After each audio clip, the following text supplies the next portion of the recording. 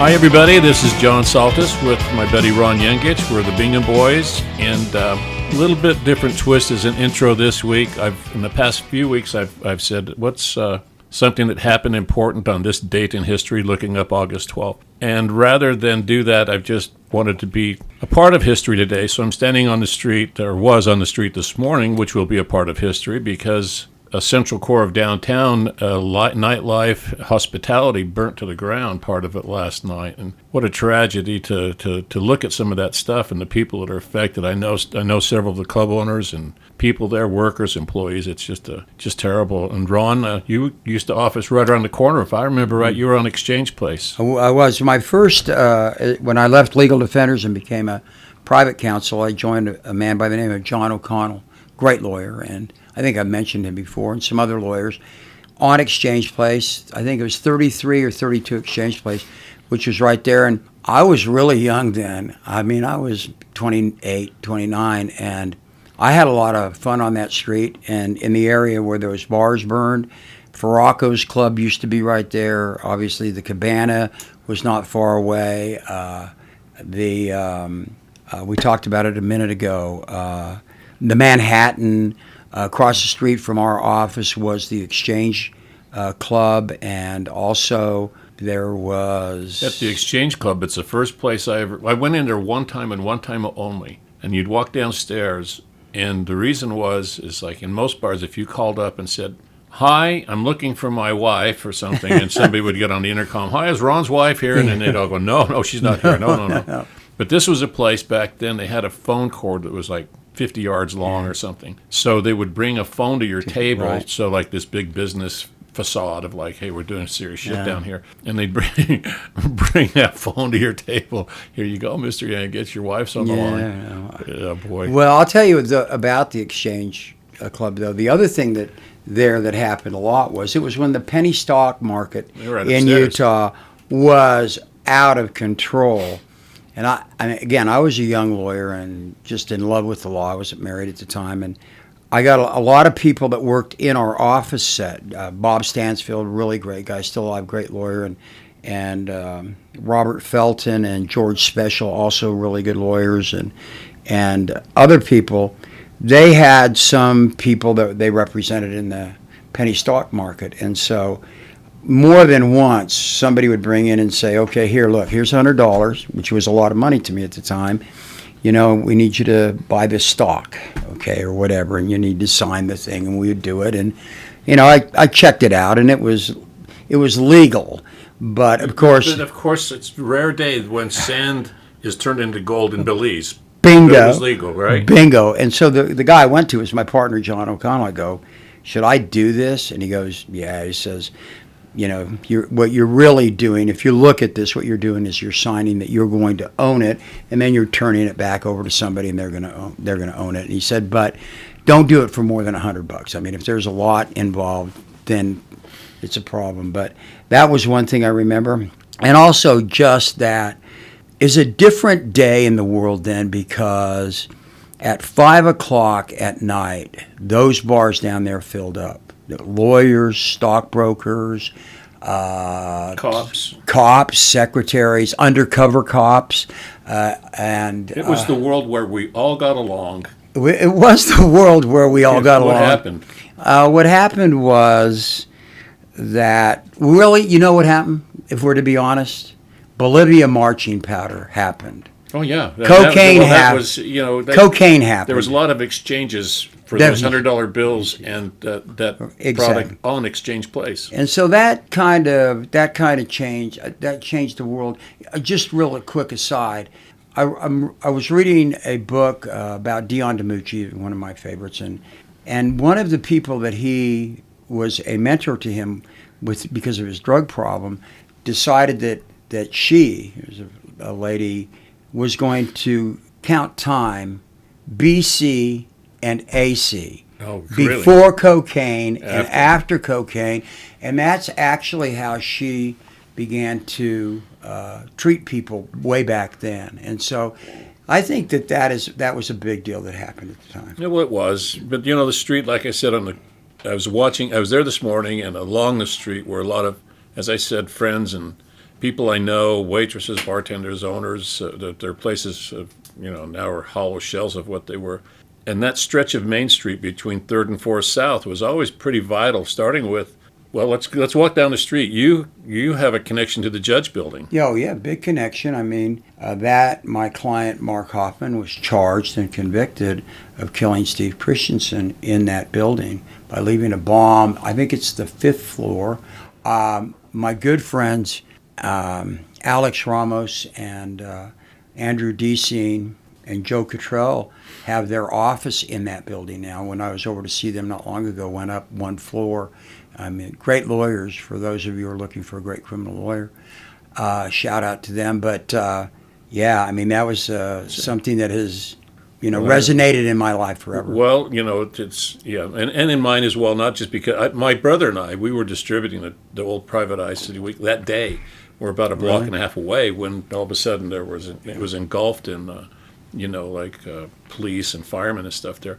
But every time I drive by our family, I'll laugh at it. My daughter Eleni, who has mispronounced every word in the English language, she always would say, "How come we've never eaten at the Javedija cafe?" Because it's in Latin on the it's got the side of the building. The Latin V instead of the U. Yeah, that's funny. And then going down the street, one of the favorites of mine, Robin's Nest, was there for a while. Then Cheers to You. Cheers to You was an old-time bar, Art Deco. Few of those remaining at all like that in Salt Lake City. It still has a little bit of Art Decoism to it. It was in the late 40s, early 50s. Was operated by my godfather, Michael Aventis. It's called the Bel Air. And I'm going to get out of sequence here. Eva, going down a door to best spanakopita I've ever eaten in town. When they first opened, their appetizer of spanakopita. As a Greek, I'm saying that openly and honestly. Fabulous. Generationally, I don't remember everything. There was a notorious bar called the Desert Inn or Desert Lounge or something like that. Yeah, Desert Lounge. Yeah, I mean, you could sell pictures for 10 cents in there, and I wouldn't go in because the crowd in there was really something. That place was like, wow. That's a fairly tough crowd there. That bar and the 451 Club, which is over where they built the Hilton. I don't know what hotel it is now, right there. That was run by a man by the name of George Rukavina, who has ties to Bingham. George lived in Bingham, and somehow there's a shirt-tail relationship between my family and the Rukavinas, his side of the Rukavinas families, and other. George ran the 451, which was reputed to be, along with the Roundup Lounge, which is across the street from where KSL is now. Yeah. The Roundup, and then there was one other bar there. Those were reputed to be the 3 toughest bars in Salt Lake City. Yeah, they were, and later on, they were at one time tough. Later on, they were homeless magnets, if you will. They really had like the really down on the street kind of guys going in. I don't know which one it is, White Horse or Bourbon Street. I'm going to get them confused. Bourbon House. Whiskey Street and White Horse were destroyed last night, along with London Belle, where apparently the fire began, and the Mexican restaurant next to it, I forget. But anyway, one of those two used to be the Deseret. Deseret. And then later the Atlantic Cafe moved in there. When nobody would move onto Main Street years and years ago, 20-plus years ago, the couple from Bosnia, she was a Serb, he was a Croat, they opened the Atlantic Cafe. And I really liked that place. It was a good place, I think it's the one that became Whiskey Street. Well, there was that. Then you go down a little farther. You're right. Farrakos was right next door in the Felt Building in the basement. Notoriously fun place to be when you were at that era. And on the corner on the bottom was the Manhattan Club. We went downstairs, and it's now Quarters Arcade, which is a great club too. But in the day, the Manhattan was, you dress up and be fancy and be Frank Sinatra for a night, and it was you did that. That's where the big time lawyers met. That's where Willis Ritter would go after court. Mm-hmm. Willis would go over there, and he had a coterie of people that were good friends of his.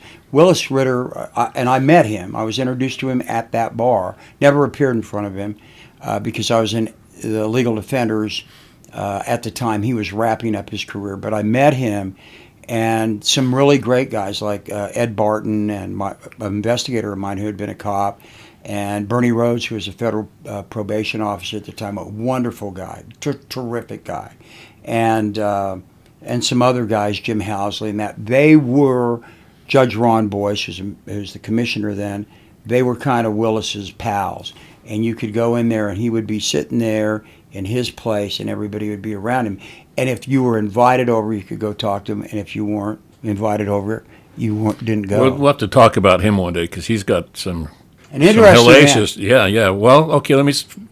It was owned by the Hatsis brothers. One thing that people may forget is that I'd forgotten the Hatsis. Yeah, I mean, you'd walk in there for the very first time, and they'd say, "Mr. Yengich, your regular table, sir." Yeah, like you're a king, and you take your first date in there, and boy, did you knock her socks off when that happened.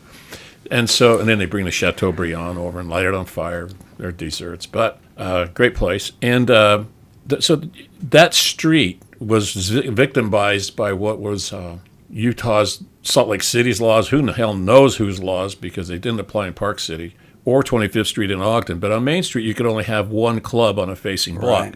So there was, on that facing block, you had Cheers to You, and there were nothing else, because the Manhattan, technically on the same block, had its entry on 4 South, not Main, so there was only one on that block. Right. And then when Rocky was mayor, and John Huntsman, there were some subsequent liberalizations of liquor law, so you could change it. So now that, when you went on, if you'd gone there 3 nights ago on the weekend, that stretch of Main Street that was once desolate would look like the Mardi Gras. Right. There were so many people out, and the guys at Whiskey Street pioneered that for that area, and Whitehorse is such, God, easily one of the best eateries in the city. I've been in both of them, a couple times for lunch and to have a drink, and they really were. It's tragic to me that they burned down. I hope they're able to reclaim that. They were talking this morning of, some of it is like ambitious energy. Just, we're going to do this. We can overcome, and some of it's going to be based in reality. But yeah, they plan on rebuilding. I don't know how it'll look or anything like that. Who knows? But they want to really reinvigorate that part of Main Street and keep it going. Hats off to the ownership there. That we killed Main Street, and we'll get off this in a second. But what killed Main Street is when they built the mall at the north end of Main Street, and they put cocaine dispensers up there. Yeah, well, that helped too. But the point is that. It was a cool street for such a long time. As a little kid going up there at Christmas time with my mother, I remember that, going to Woolworths and other places along there. There's a forest of people on Main Street. Forest of people. That is why the sidewalks are so wide, because they needed the big sidewalks for people to be able to walk on. Well, anyway, it just reminds me, looking down there, I have that little tie from my godfather, the Hatsis brothers. There were a lot of Greek-owned places in town. Well, there's one other reason. What's that? It was a grease fire. That's why. Oh, yeah.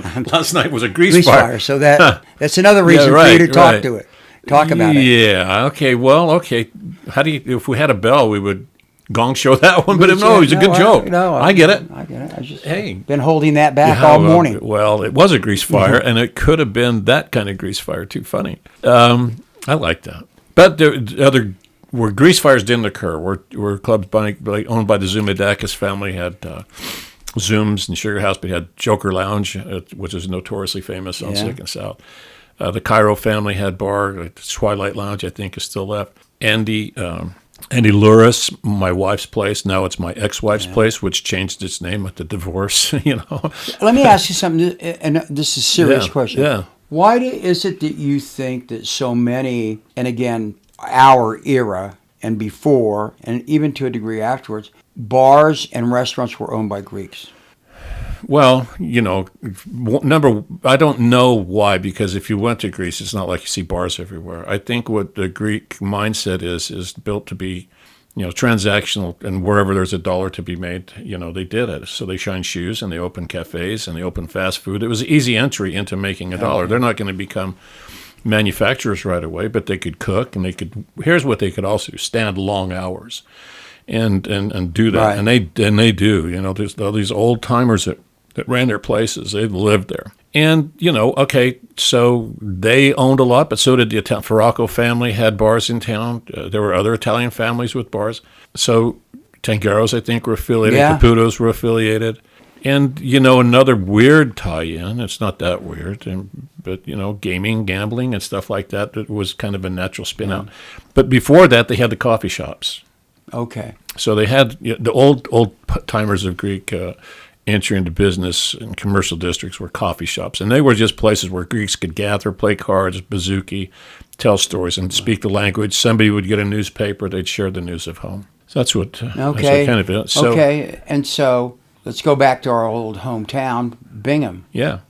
Well, Bingham had bars up and down. Highland Boy had the Green Front, and That there were was bars my in, aunt's. and there were Greek-owned bars in Copperfield. There were the Xanthus family had a bar, the Big Four in Carfork.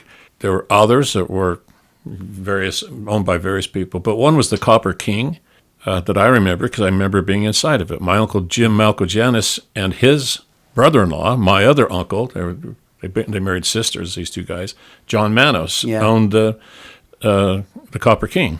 I was in the Copper King with my dad when I was a really? little boy. I mean, I was 5 or 6. Yeah. It was a hot day, and we went in there. I remember being in there a couple times. Well, I don't know if you know this. We've spoken about it. You know, speaking of Bingham tribute, I'm just going to shout out a Bingham tribute to my two uncles of the bar era. I got to mention one other Greek guy, George Aggie. This would be a mistake. Oh, sure. He's a Bingham guy. Yeah. And he had one of the best reputations as a club owner in town ever. Others, Mike Campros at Club 90, George Bausis at the Sage, George Floor in West Valley. But Manos, tribute to those guys up there, Greeks from Bingham, Copperfield, and born in Copperfield was my cousin. I've spoken to you about him before. Mm-hmm. He was born Michael Manos in Copperfield in the late 40s, something like that. I don't know his exact age. And now he's taken residence up in Egypt. Yeah. So that, we talked a little bit about this. You've talked to me about him a lot. He is a Greek Orthodox monk. Yeah, he's a monk, and he is at St. Catherine's and Mount Sinai, and there's some interesting stuff going on with that. A Bingham guy who is in Egypt, who he and his fellow monks are in the news worldwide. It's the center of Christian history, Christian storytelling right now. It's kind of weird to think about. He was born in a shack up in Bingham Canyon, and grew up in Copperfield. Their family moved to Midvale. Just hit the little short highlight film of the guy, and he's my cousin. But he went to the University of Utah. Was in the marching band at the University of Utah, but he's draft age. And I don't know if he was drafted or volunteered, but the fact is that in the Vietnam era, he was 19, 20, 22 years old, whatever. He was sent to Korea instead of Vietnam. And in Korea, he had a spiritual reawakening of some type and decided to go into theology. So he went to theology school in Boston. There's a school for that in Greek Orthodoxy. I don't remember what it's called, but he went there. And now our family, if you knew more of the history, but we have a few priests and monks in our family, right? So my Aunt Mary at the time was like so elated. Oh, Michael, we can have another priest in the family. This is just great, right? Yeah. Well, in a Greek Orthodoxy, and as opposed to Catholicism, the Greek priests, if they marry before they take their final vow of celibacy, you can be a married priest. Right. Next thing you know, he decides to be a celibate priest and then a celibate monk. And Aunt Mary's like, oh my God, I'm not going to my son's going to be a monk. It was the exact opposite. Yeah. So for a minute, but we were all happy for that. But then his name became changed. He was no longer Mike Makarios. It became Makarios, or whatever that may mean. I'm not that literate, but there's a Greek, after a funeral, there's a Makaria. I have no idea if that, sort of like a wake, is it all tied to the name Makarios? I'm not that. I've got to check that out. But I don't know. But it's fascinating because that particular monastery is. There are a few places that I've wanted to go to in my life that are kind of out of the way. I don't want to go to China. I don't want to. I mean, there are a lot of places I don't want to go to. I don't want to go anywhere it's cold, except maybe Montreal to watch the Canadiens play. But I've always wanted to go to that monastery because it is at the center of the monastic movement. It is one of the remnants of at the beginning of Christianity, within the first two and a half centuries, people that embraced Christianity and attempted to live Jesus's rule of poverty. And if you if you want to follow me, then sell all you have and pick up your cross. Well, these guys and women, because there were abbesses, and and it started kind of in this area in Egypt and down by the Nile in a place called Saltas and some other places where these men and women sold everything they have. Some of them very wealthy, like Saint Anthony, the famous Saint Anthony of the Christian churches, Saint Anthony the Abbot, who they moved into the desert. And what's the desert? The desert is the barren place where you find your soul. And they literally did it. Yeah, well, and they eventually created, they weren't isolated. Monk, that means monastic, alone, all that kind of stuff. But it also became, in a plural way, a whole bunch of single guys, And by the way, there's monasteries of nuns. But, right. They were probably like a little bit less formalized in the first few hundred years after, in the early days of Christendom, but it was about 500 AD or something. When they begin to Justinian, move that's when that monastery became official. So that's damn near 2,000 years ago, right? What is yeah, it? it's the 6th What century. year is this? This year, this is 2025. Yeah, I feel 500 years older after these last 6 months. But so 1,500 years ago, this form. Sure. And then it's been, it's sustained its independence and its autonomy. Yeah, as its rightful heir to. First, it was all Christendom, and then, of course, the Catholic arm and the Western arm of the Church and the Eastern arm of the Church split in the 1054 AD, and so it's the Greek Orthodox side now more than the Catholicism side too. But it's very, very important. It not is not in Christendom. In Greek Orthodoxy and Russian Orthodoxy and any Orthodoxy that's Serbian Orthodox or the Ukrainian Orthodox. This is it's a big deal for the Roman Catholics. It's a big deal for Protestants. In that Protestants don't know about it, Ron. Well, a few of them do, because there's a wonderful book that was written about it, about a Protestant preacher that went there and talked about maybe finding some of the lost books of the Bible. And it is a great book. This man was an Anglican. And then ultimately, two of his children, I think it's two of his daughters, went there attempting to do the same thing. I forget the name of the book, and I couldn't find it in my library. But the thing about it is in that monastery, there are a couple of things of real interest to people who are believers in the Judeo-Christian tradition. Number one is the burning bush. Everybody knows about the burning bush. And Moses supposedly spoke to the burning bush and didn't die, and the burning bush was God speaking to him. It is also where he met his wife at what was called Mount Horeb.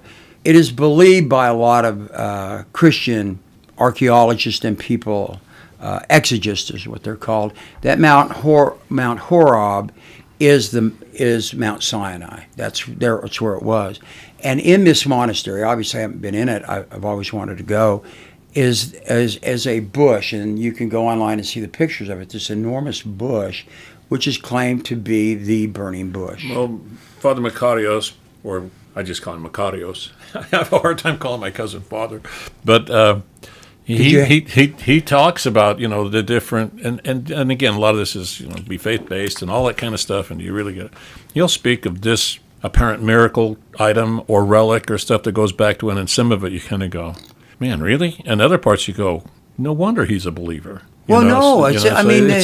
They collected these manuscripts, which is what monks did. Just a quick aside, you want to read two great books about this stuff. Pick up How the Irish Saved Civilization, and another book in the sixth book is Sailing the Red Wine Sea, I think is the name of it, I'm sorry, by Thomas Cahill.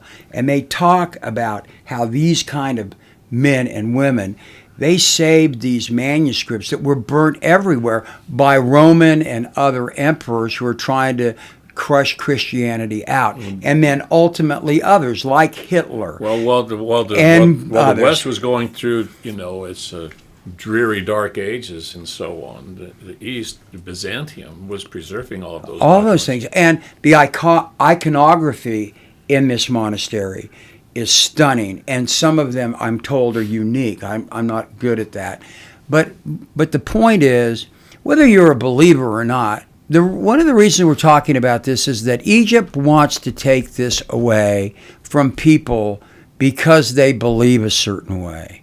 And we sometimes in the United States want to take away stuff because people don't believe in what we want. We've talked about burning books. In a sense, with the Egyptian government, and I think it's the local government there, wants to do is they want to let the monks know that they'll take this whenever they want. They are, and they're going to force them to fire their own abbot, and select a new one, which is usually done when the abbot dies and you select a new one, but they want a new one. So they're forcing their will upon it. They've been a non-obtrusive guest there. They brought a lot of notoriety to Egypt all this time. And now they're imposing their strong will onto this monastery. Who knows what they'll do? Put a circus park around it or something. And what it does is the building, the grounds remain sacred to those people, but it sends another kind of message to people of the Christian faith all over the world that they're not safe in their belief anywhere. And it doesn't do the best bridge building between. That's one thing about that monastery. It's never been known as a place that was not welcoming to Muslims. No, they welcome other And then all people. of a sudden, this turns the page on it and says, wait a minute, that faith doesn't believe in our faith, and we're going to get crushed here. The saddest thing about that type of attitude is that it isn't unique to Egypt. It isn't unique to any particular religion. And in fact, we see it here. We see it here. If we can transition to this, we see it here in Utah today. We see it where there was this past week, one of the members of the Utah Board of Education, and I want to make sure that I get her name right. It's here in my notes because I want to talk about her just a little bit. Christina Boggess. Oh, okay. All right, and she gave a speech at the meeting of the Utah Board of Education, and it was basically a sermon. And a sermon, I don't know what kind of Christian she is or professes to be, because I only got a portion of this. It was sent to me by someone who'd said, this is something maybe you want to talk about. Christina Boggess, Boggess. She went full Christian apologist at the beginning of a meeting of schools. And in it, what she does is that she says it's time that she who is contemplating what God sees needs to talk about it relative to what we're doing in schools, how we're teaching kids and the way we're teaching them things. And she says if that is divisive to people, well, that's what Jesus' apostles were about. They were about division. And Jesus was about throwing people out of the temple and so on and so forth. Well, I have no problem with somebody giving their view of that unless they're a member of the government, okay? And that is because, first off, she has a responsibility to everybody who believes and everybody that doesn't, and putting her imprimatur on what has to be done in the school system in Utah. And I am a practicing Christian. I go to church every Sunday and sometimes more than Sunday. And so I believe in the Christian God. I believe in the Judeo-Christian process. I just think she gets it wrong. This is a conservative woman who thinks that Christian nationalism is the way to go. And who does she honor in her speech? She honored the Unabomber as being a great prophet of this type of teaching. This is the Unabomber. This is Why is it? Because this is going to bring the end of the end times? Is that one of those symbols? No, or what? It's because he had great ideas on what was going wrong with America, including, apparently, I haven't read his manifesto. I tried one time and I couldn't get through it. And that is he had ideas about how we're supposed to get together, and if we have to divide people against themselves, then we have to do that for the betterment of the country. Well, we're seeing a time right now where, particularly on the far right, and I bitched enough about the far left and about what I think the far left's particular belief system is, but that the far right is deciding that we're going to effectively have the type of rules that only Christians can believe in and everybody's got to get on board. We don't believe that in this country. And what pisses me off is the guy that they use as their example of that. Who's that? That would be, I don't know, Agent Orange, I like to call him. This guy that sells Bibles and makes a bundle of money off of them. That is their lodestar when it comes to their faith belief and their belief as Republicans and where this country is going to go. I'm just going to be obnoxious and say it overtly. I mean, anybody that thinks for 5 seconds... First off, I'll tell you this. My cousin Tapatios doesn't pretend to talk to God for me or anybody else. It's his faith. Yeah. And he's been doing his whole life, 24 hours a day, at 3 a.m, getting up and praying to his spiritual God. And he prays for other people, and he's a peaceful guy. He's funny. You'd enjoy the heck out of him if you sat with him. Sure would. And he's very, very, very he's very approachable. And he would be kind of the first to tell you that whoever this Christine, is that her name? Christina Boggess. Whoever she is would be, he could rip her a new one in 2 seconds with the practice of what true Christianity means from the roots of Christianity to today, and how people like her have distorted it in such a manner to manifest themselves into politics. That's the thing that separates the old monastic life of living and today's life. The old way of Christianity, the part when I grew up, I was told most of my life, hey, you're not like us, you're no good, you're not going to heaven, you're going to go to the 15th level of death instead of the 5th level of hierarchy and celestialism. That's what I was told my whole life. But this guy, Tapatios, would just destroy her, and not in a mean way, but factually. Well, the Christian national movement has moved from a Christian spiritual movement to a political movement. And that's where they are parsed 100%. American Christian nationalism is a political movement embedded in faking you out that they are good kind of Christians and they're not. It's like, this is crazy. Well, I mean, one of the things is, and I would never speak for your cousin who is a monk and a priest, but it's pretty simple to start with this argument that this is how it has to be in America and the religious right has everything right, when they want to make it a political movement. And Jesus was the Jewish Messiah. And when he told them what that meant as being the Messiah, which is that he wasn't going to be a military leader. He wasn't Daniel, the military leader. He wasn't Gideon. He was a different kind of leader. And that his preaching was to love your neighbor. Everybody is your neighbor, including the alien among us, including the people that Donald Trump and Stephen Miller want to drive out of the United States. It was your enemy, which was just not understandable to a lot of people. And your enemy meant the people that the Jews at that time legitimately wanted out of their area of the world, which was the Romans. He says, I'm not that guy. This isn't about politics. This is about the kingdom of God, and it's different. And so people like her who don't understand that basic, simple thing cannot speak for other Christians. Well, they can't. Look at the war between Christian nationalists in the country right now. You got Marjorie Taylor Greene, and what is she, a triple divorcee? And then the woman that is now trying to stop gay marriage in front of the Supreme Court.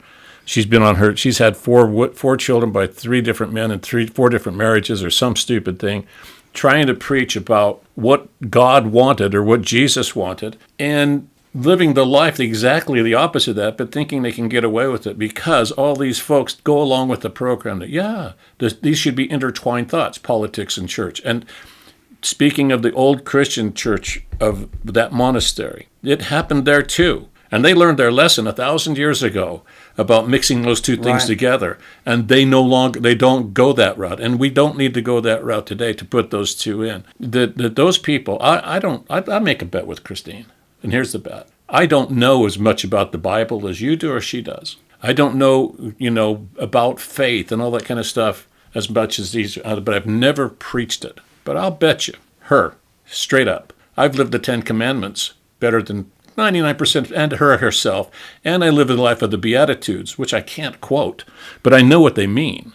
And so if you're going to bring up that book, bring it up with the idea that you don't use parts of it to only validate where you want your point of view to be. And that's what Christian nationalists are doing in the United States today. They're only using the parts and pieces of it that they want to fit their political dialogue and not taking the whole thing. No, I mean, blessed are the poor in spirit, for theirs is the kingdom of heaven. The first beatitude. So with people like her, but I'm going to tell you what, you and Macarios are going to I want sit to down. talk to him. I would give. Well, I wouldn't give one of my grandchildren. That's what I was going to say. That wouldn't be fair. No. I give anything to talk to him. But you will. But I'll say this about it. I'm not condemning her for being a worse Christian than I am. I know I'm a sinner, and I say that. But I will challenge her on this, and that is that these people judge everybody that don't agree with them on a political matter, and Pope Francis got in trouble saying that's wrong. There are a lot of people who are mad at him because he didn't agree with everything they wanted, both on the right and the left within the Catholic Church. But let's just take this, though. Their leader of this, who claims to be Christian, is a guy that supposedly they can look at as a worthy person to follow. And let's just go through 10 things. Well, then they might be the 10 commandments that I can't quote, but maybe you can? Well, I could, but I brought a list just in case I screwed it up. Okay? All right, so let's start with Donald Trump. Okay. I am the Lord thy God, thou shalt not have any strange gods before me. Number one. What are strange gods? Well, the biggest strange god that was talked about even back early days of Judaism was worshiping wealth. Right. Okay? Yeah. The rich man that goes to Jesus, sell all you have and follow me. Right. Number two. Well, number one. I don't think Donald's doing good on that. I'll let God judge him. By the way, just to clarify, I know we're going to go through these, but I want to be clear. I'm not judging my Christianity against hers per se. I'm very abject and very outspoken about her hypocrisy about it. No, and that's where I'm at. They can believe what they want, but don't preach one thing to me and then do something else, and don't even throw that stuff at me because that's on your list here of things not to do. No, it is. I mean, I will give you the freedom of speech, the freedom of religion to tell us what you have to say. But when you're going to preach, then let's see if the people that you follow through with it. Number two. Thou shalt not take the name of the Lord thy God in vain. Now, I violated that. I've been to confession on it, and I've gotten my fanny chewed on it, and I really try hard not to do that. But that's a bad one. I'm not good at that one. I don't know about Donald Trump. But I do. You heard him. But I think I've heard him say that. But let's pass that one off. All right. Keep thy Sabbath holy. Okay. In Christianity, Sunday is the Sabbath. Donald Trump doesn't go to church. I've seen him in photographs in church twice. They were both state funerals. Okay. And I didn't see him understand what was being said, spoken, or dialogued, or what that liturgy even meant, or the processes of the liturgy. He had no clue what was happening in there. Seemed to me to be that way. Honor thy father and mother. I'm going to give him this. He does honor his father and mother. The Freudian was pretty clear there. Yeah, well, that was intended. But the fact of the matter is, we're going to give him the fourth commandment. How do you? He has. Well, his mother didn't honor him very much. His mother said he'd be the worst thing that ever happened to America. He has talked in good terms. I've heard him talk in good terms about his dad and his mother. Okay. Thou shalt not kill. He has talked about invading Greenland. He's talked about being a tough guy, and that thou shalt not kill really also means thou shalt not intentionally harm someone else. But killing is the big one. About putting somebody's head in a police car and banging it accidentally on purpose into the door. About how some people have to die. About it's okay. One of his other followers said, yeah, we all have to die, so if we take your Medicare, tough shit. Okay? Well, there are conspiratorial people out there that talk about the mysterious deaths of certain people around him, too. Now, that's the conspiracy. We don't need to go there, but no, but I bet one of the commandments, number 11, is don't hearken upon conspiracies. And that was to me. Well, that ought to be a new one. Thou shalt not commit adultery. Okay. Goodbye. Thou shalt not steal. Goodbye. All right? Thou shalt not bear false witness against thy neighbor. Who's your neighbor? John? Everybody. All he does is lie about people. If he can't say, like, that's one thing there, you know. Did you say covet? Is that the word? But no, we haven't got to covet. No, what was that one? When you just, thou shalt not bear false witness against your neighbor. What does Newscomb mean? What is Nancy Pelosi? What is she, lying Nancy Pelosi or whatever? Everybody has this derogatory nickname from him. He can't be nice to anyone that I've ever seen. I've never seen the man just crack a joke and laugh or pet a dog. No. You know? He, preparatory to this podcast, I looked up some stuff about him. I watched a video that just came up on YouTube about him testifying before Congress when he was a young man, when he was getting his casinos, and he was complaining about the Native Americans that had casinos up in the Northeast and why they shouldn't have it, and said that most of them really weren't Native American and all kinds of stuff. They didn't look like Native Americans. They looked like everybody else. They're all lying, so on and so forth. That's the kind of thing he's always done, okay? So, thou shalt not covet thy neighbor's wife. Have you coveted? Well, he bragged about that in one of his tapes that he used to like to, I think Mar-a-Lago, this was in Testament, this was in tape of some kind recently. It's not even recent, it's old news. He got great joy out of getting a woman to be pissed off at her husband so that he could bet her. Yeah. Is that, yeah. Does that fall on that line? That's coveting. Coveting comes from an old French, and I didn't know this, I looked it up. Coveting comes from an old French verb, coiter, desire, to crave. Coiter comes from a Latin word, the word coitus, okay? All right, and that is a wish or desire, or the ultimate act between a man and a woman, okay? So that's who he is. Ultimately, that's who he is. He coveted his own daughter, yeah. All right? He coveted her. And then the 10th is, or the 9th is, the 10th, thou shalt not covet thy neighbor's goods. This is a guy that only wants what everybody else has. And I don't mean to sound supercilious or holier than thou, but I'm not. But you know, I already admitted one that I had trouble with, okay? And I'm not going to say what commandments I may have violated in my life. I've not been a perfect man. But I'll tell you what, at least I knew enough if I violated any of them or any of the meanings of them in a lesser way. In my faith, I have to go to confession and I have to say it out loud to a priest and get absolution. This is a guy. I'm not good at that. Well, nobody's good at it. It's not supposed to be easy. It's like going to a funeral. That's not supposed to be easy. Here's the deal. This guy, this lady Christina from Utah, and Mike Lee from Utah, who's so happy that we're now invading the federal government, D.C. and in California, and ICE is going around. This states' rights paragon.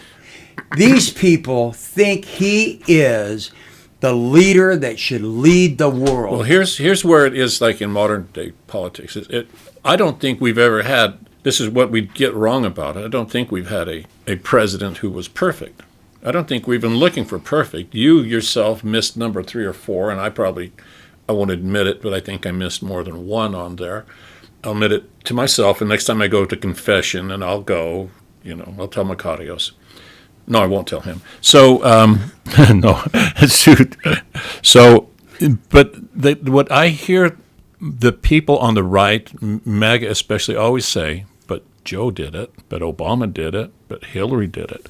And I go, but you understand what scale means, right? So you're saying because Obama took the Lord's name in vain, perhaps, that it gives the other guy a hall pass on all 10 plus.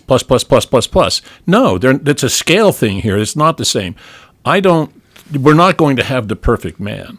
But when we have such an imperfect man as our leader, and people cannot see the outcome of that because it's plain as day to me. We're not being led down. He's learned how to bullshit his party and bullshit the Republican Party like nobody ever has. No politician in America ever has it, I know of, really, really rat-tailed their party into anything I say goes. Even when we spoke last time about how Johnson was a strong arm, he was also strong-arming people of the other party. And it was bipartisan. There's no crossing those lines anymore. And so we're getting the outcome of a real, missing on all 10. We get Mr. Footwedge, who cheats at everything, and his fans, admirers, followers go, but somebody else did it also. And, by the way, I'm getting some benefit out of this, which makes it like, whoa. So you're aiding and abetting his violation of rules that you say you believe in. Again, I mean, I'm not saying that this lady has ever done any of these. I will accept. I made the bet. I'll take it. But I'll accept if she said she had it. I'll take the bet. But if she wants to have a cocktail about it, yeah, I'll go have a drink with her. And if she doesn't, I'll drink hers. Okay, well, because I'll be happy to lose to her. But I don't like somebody preaching to me from a political point of view and telling me how I should live. I don't like it. Well, that's where I was getting. And so if you're going to say it, it's not only you. It happens to be with people that you enable and that you follow. And as a Roman Catholic, let's just put it out here. We understand this in the last 100 years better than anyone, because what happened in our church, and it's happened a lot more now, we understand, is the pre-sexual abuse scandal. People closed their eyes to it. They closed their eyes shut. They put their hands over their ears, and then they bit their tongue while little kids were getting molested. And what happened was ultimately chickens came home to roost, and they deserved to come home. And the church has made efforts to make certain that it doesn't happen again. Some people will never be happy with them. That is on the church itself. Right. And as a result of that, when you people continue to accept this guy as who you believe is a viable leader as a Christian national, then give it up, because the chickens will come home to roost and may already be starting to come home. But it's not only going to impact you, it's going to impact every other American and everybody else in the world, because this is, we make America good again, because it's always been great. And we're giving that up because this guy, who people like Christina think is the cat's meow and everything else. Well, the thing there is like, make America good again, or make America again. That's not great. Let's be our friends and pals again. So, but the thing is, even if people may be wondering, why are we talking about this? I'm not a Christian nationalist, but you are, because you support the dialogue that went into Project 2025 that was written by the people that now is all coming up to play in that administration that he denied not knowing anything about. Which was a lie. Of course. And so all of this stuff that, they say I've been accused of it. People have Trump derangement syndrome, and then those people really have denial syndrome. They are not seeing this, and they won't. But here's a part of the reason why. And you can make an example of it locally. Our national media is not, as my cousin said in the email, following this thing in Christendom at all. It's in the Greek media, it's in Orthodox media, but it's not here at all. That's on a bigger scale. And then narrow it down. There's things that happen here politically on a daily basis that if you watch Fox News versus CNN versus something else, or whatever your feeds are, an algorithm's feed, you're getting one side of the story and not another. And you tend to believe that because that's just reinforcement principle, and it's not anything but science. It's bias, how I get affected, how you get affected, how the right does, by repeating the same lie over and over and hearing it. But it happens on the local level, and here's where this hypocrisy comes into play. Last week, it was all over the national news and all over anybody's social feed. And, Robert Gerke at the Salt Lake Tribune did a story that revealed, and I think Brian Schott did some reporting on it as well, about Senator Stuart Adams, who helped in ways that he can easily find credible deniability to, that a law was passed that would retroactively protect a grandson, but not a adopted grandson or something like that, step-grandson, of his, a relative, put it that way, from being put on a sexual abuse register. So he could bypass that because this law was passed and then somehow became retroactive. And it was through all this trail of like, here's how when you have one party abuse in power, then you can just pass any damn law, something that was tagged on. And say why you did it, and everybody was, yeah, and Elevate Utah did a nice thing about it. One of those two women are really, really good. That showed how when you only have one party in power all the time, you can stack stuff into bills and they're going to pass. So inside of a bill about, housing, they stuck this little piece of it in that allowed that piece of legislation to pass, that made it so that 17-year-old in high school who commits this crime, because he's in high school, he or she, is absolved of a rape charge, which was retroactive. Anyway, calls for him to resign. National news, Utah's an embarrassment. Republicans are embarrassment. See how they protect pedophiles. This is all over the place, except one place. The Deseret News. Google it right now. Google Deseret News. Stuart Adams, rape, crises. Didn't happen. So, when you have a whole pocket of what you just read 10 Commandments about, of a religious hierarchical church that owns a publication and does not report about one of those 10 Commandments, there's a couple that were violated there, right? Right. And it doesn't allow it to even be printed in its own paper. That's abjectly wrong. So anybody in Utah doesn't hear that KSL, as far as I know, not reporting it either. There's a whole population of people who don't hear that. When I talk about it, therefore, I'm the bad guy because it's a damn lie and you can't trust people like me. Right? That's how it goes. I think the thing about that is, too, what it also does is it shows that, I've defended high school students that have had sex with somebody 3 years younger than them, and they're charged with crimes. And we made the legislature passed that statute to be tough on this type of crime. I think it's a fair argument. And Cara Tangaro, Bingham family, great defense attorney. I mentioned the Tangaros as a bar owner. Yeah, great. That's who? Yeah, that's your family. Really? That's your family. Yeah. I love the Tangaros. Me too. I do too, and I love Cara, but in a chaste and brotherly way. The fact of the matter is she did a good job for her client because she felt it was unfair. These are high school students. This isn't, you know what it isn't? It's not an old man standing around with 4 little girls, as the photographs are out there, who have sports bras on when they're 13 or 14 years old. Buying a beauty pageant so you can see them walk around because I can. And smiling about it. This is 2 high school students. And there's a legitimate basis in which to say, wait a minute, we don't need to put these kids on the sex offender list. But the bad part of it is, it was only done because this was his relative. Right. And indeed, that's a lie. That's where it always comes home to roost for me. The stuff like right now, I don't have her name, but she was in the national news a while back, banning gay marriage. Went out there, she's trying to get that case before the Supreme Court again. And I kind of go like, you know what? I can't name a family that I know that doesn't have a gay relative. And most of those families love their gay relatives. So how is it at all possible that we allow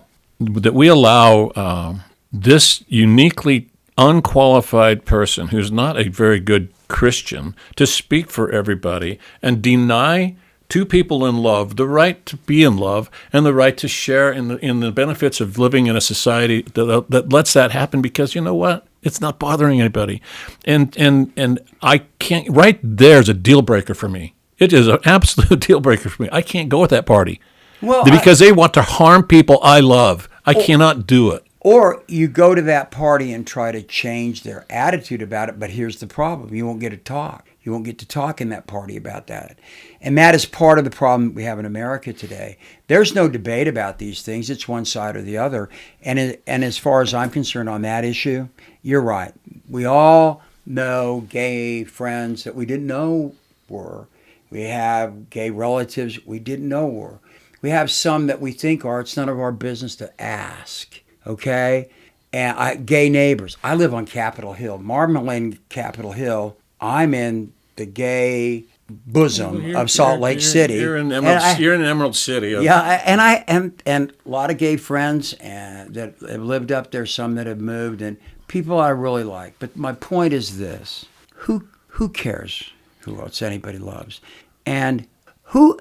Again, it gets down to something. That's the point. We know that part, but here's it gets down to something that goes right back to what we've been talking about. You're judging somebody else.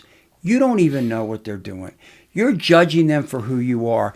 And if you're a Christian, practicing Christian, you better go back and take a look at your Bible, because he says he'll judge. Judge not, lest you be judged. And this lest you be judged part is that I'm going to judge you for the way you what judge. You've done is, Ron, and this is my touch to that is, it's not even about being a practicing Christian. It's the denial of what that movement is doing.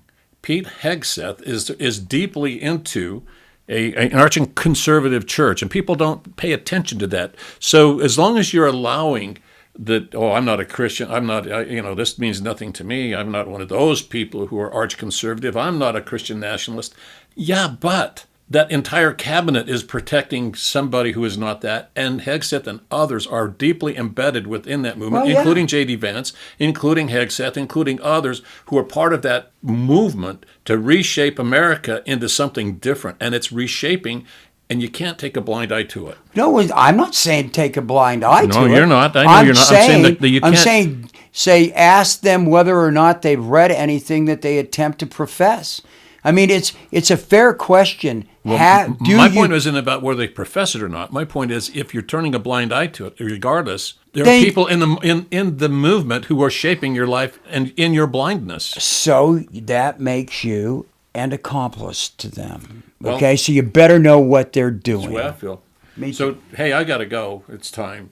But I was talking to a friend of mine this morning, an old dear friend of mine. We've done a lot of things together, and we share a lot of political sameness. But in our older ages, he's revealed a little bit more political right than I am, and we always have laughs together. So we were talking today, about stuff, not in deep detail, but he said, "Hey, John, I have a toast for you. Can I give the toast and say goodbye?" Of course you can. Now, mind you, he is of the conservative bent, but he sent this to me, and this is for all my friends out there, no matter where they are and what, because this comes from my friend Patrick Liley, one of the funnest guys you'll ever meet in your life, and boy, can this guy cook lamb. Okay. And here it is, and he just spouted it out. "Let bygones be bygones, and all irrelevance pass. I'll hug your elephant if you kiss my ass." All right, I'll drink to that. There we go. Adios. Adios. Peace and love, everybody.